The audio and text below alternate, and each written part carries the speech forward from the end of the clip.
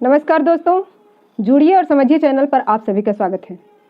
बच्चों, पिछली कक्षा में हमने स्वर की भेद, ह्रस्व स्वर, दीर्घ स्वर और प्लुत स्वर के बारे में जानकारी प्राप्त की।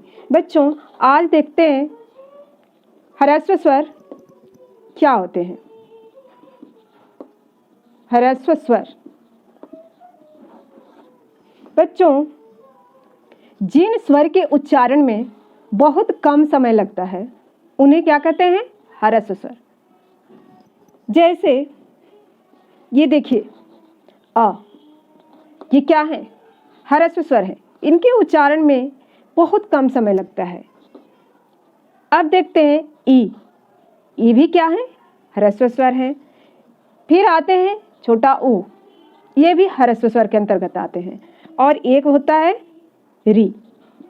बच्चों, ये गणना में 4 हैं। कितने हैं? 1 2 3 4।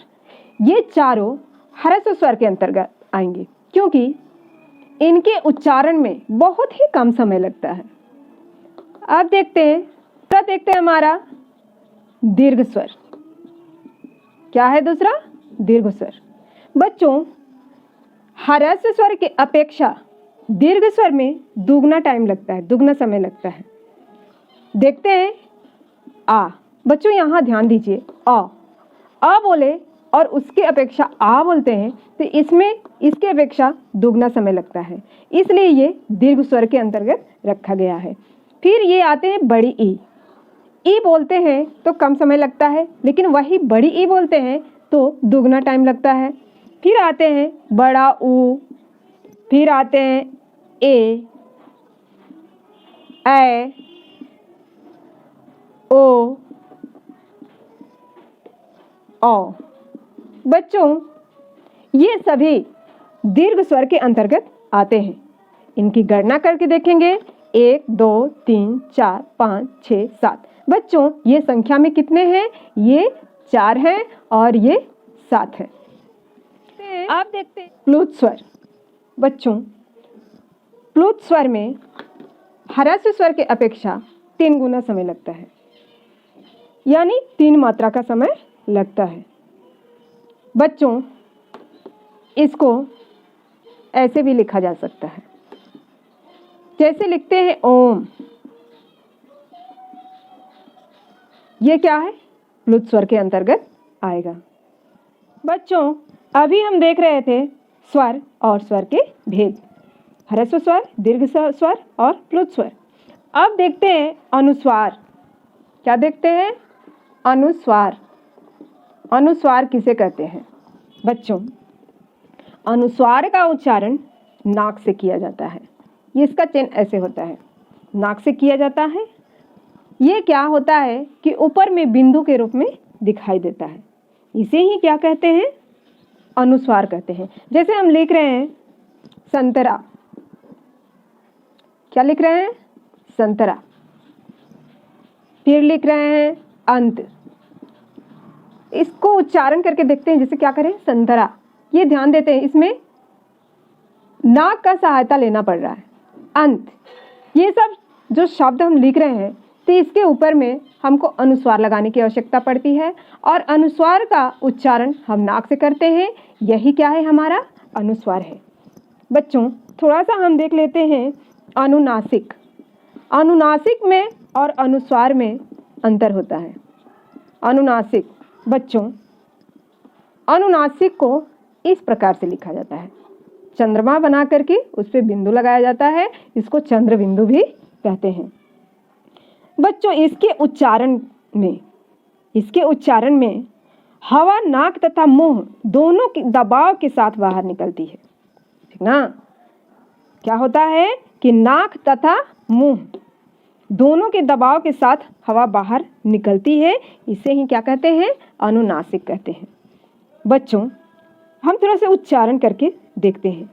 जैसे चांद, देखिए बोलने से ही स्पष्ट हो रहा है। फिर क्या लिखते हैं? नाद। बच्चों, ये ध्यान देना, ये दोनों में अंतर है। चांद कह रहे हैं, नाद कह रहे हैं। ये ध्यान दीजिए कि इसमें नाक का और मुंह का दोनों का दबाव हो रहा है, लेकिन संतरा में और अंत में नहीं हो रहा है। ये इसमें महत्वपूर्ण अंतर होता है। स्वर और अनुनासिक में बहुत लोग कंफ्यूज हो जाते हैं, लेकिन अगर हम उसको गहराई से समझेंगे तो थोड़ा भी कंफ्यूज नहीं होंगे। ये ध्यान दीजिए, इसमें क्या होता है कि ना छुपा होता है, ना छुपा होता है, लेकिन इसको नाक को दबा करके बोला जाता है और यही इसका शुद्ध रूप होता है, इसलिए ये क्या है, अनुनासिक है। आप देखते हैं विसर्ग। विसर्ग को लिखते कैसे हैं, ऐसे। जब कोई भी शब्द हम लिखते हैं तो उसके देखते हैं पीछे ये लगा होता है, इसी को विसर्ग कहा जाता है। बच्चों, इसका उच्चारण हा के रूप में होता है, हा के रूप में किया जाता है। अब इसका प्रयोग सिर्फ, ये ध्यान दीजिएगा कि इसका प्रयोग सिर्फ तत्सम, तत्सम किसको कहते हैं, संस्कृत शब्द को कहते हैं, आप सभी लोग जानते हैं, संस्कृत शब्दों में ही किया जाता है। जैसे हम लिख देते हैं, आप लोग अच्छे से समझ जाइएगा। जैसे क्या हो जाएगा, संभवतः, देख रहे हैं ना, संभवतः हम क्या बोल रहे हैं, संभवतः, हा बोल रहे हैं ना, वो भी आधा हा, संभवतः नहीं बोल रहे हैं, संभवतः। फिर आ जाइए, एक और देख लेते हैं, अतः, फिर आते हैं स्वतः।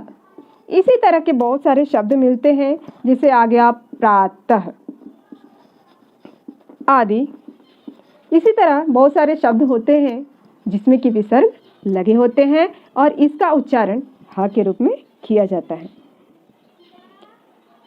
बच्चों, अब थोड़ा सा ये देखते हैं कि अयोगवाह किसे कहते हैं।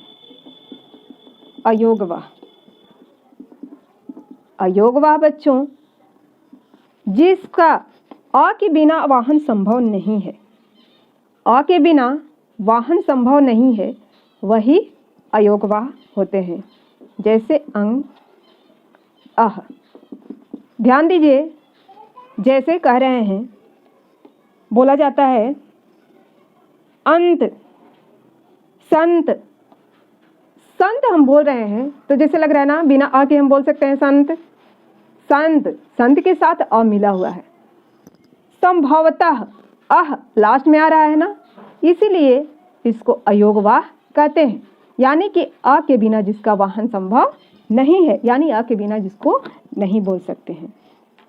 बच्चों, थोड़ा सा देखते हैं आगत ध्वनि। आगत ध्वनि, आगत ध्वनि, इसका चिन्ह ऐसे होता है। जैसे लिखते हैं, मान लीजिए लिख देते हैं, अ के रूप में लिखा जाता है। देखिए, इसमें क्या होता है कि अंग्रेजी से हिंदी भाषा में आया है। कहाँ से आया है, अंग्रेजी से हिंदी भाषा में आया है।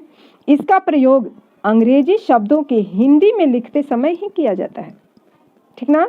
जैसे क्या लिख देंगे, जैसे डॉक्टर, आगत, आगत ये मतलब आया हुआ, डॉक्टर ये हमारे यहाँ का भाषा नहीं है, ये बाहरी भाषा है, आया हुआ है, इसीलिए इसको आगत कहेंगे। फिर आते हैं कॉपी। कॉपी क्या है, ये भी आगत ही है। फिर आ जाइए, लिख देते हैं थोड़ा सा, ट्रॉली, ये भी ध्यान दीजिए आदि होता है। इसमें ध्यान देने की बात है कि इसमें सभी में आ लगा हुआ है। डॉक्टर, कॉपी, ट्रॉली आदि इत्यादि, इन सारे वर्णों में क्या लगा है, और आ लगा हुआ है। उसके ऊपर इसको लगा देते हैं तो अ का उच्चारण होता है। यही होता है आगत ध्वनि। बच्चों, आज के लिए इतना ही। मुझे पूरा उम्मीद है कि आप सभी को अच्छे से समझ में आया होगा। अगर अच्छे से समझ में आया हो तो कमेंट जरूर करें। तब तक के लिए इतना ही, धन्यवाद।